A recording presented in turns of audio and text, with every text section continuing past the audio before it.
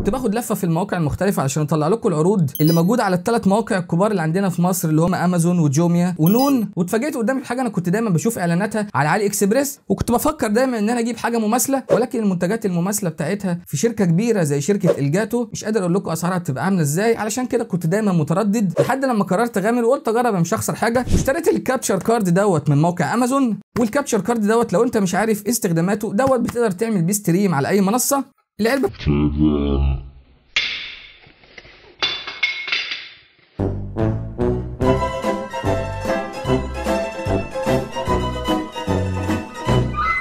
العلبه بتاعته طبعا بسيطه جدا، حتى هو مش هتلاقي عليه اسم مثلا ولا حاجه براند، لا هو اسمه HDMI فيديو كابتشر كارد.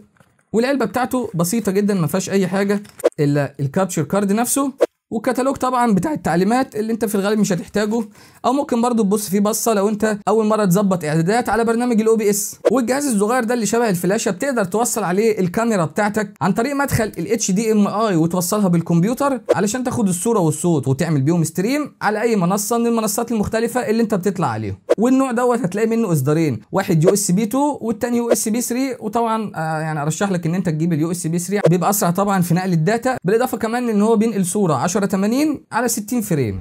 واللي خلاني اتشجع اكتر برضو اللي انا اشتريه واجربه ان سعره بسيط جدا، بيتراوح من 275 ل 325 جنيه على موقع امازون. واكيد طبعا هبقى اسيب لكم لينكات موثوقه في التعليقات او على قناتنا بتاعت التليجرام الخاصه بالعروض. بس كده حبيت اشارك معاكم سعر المنتج البسيط دوت، ممكن اي حد يكون محتاجه زي ما قلنا، لان الاسعار بتاعت الجاتو غاليه جدا وممكن ما تناسبش اي حد. كان معاكم خالد سامي، اشوفكم على خير في فيديوهات قادمه لينا ان شاء الله. سلام.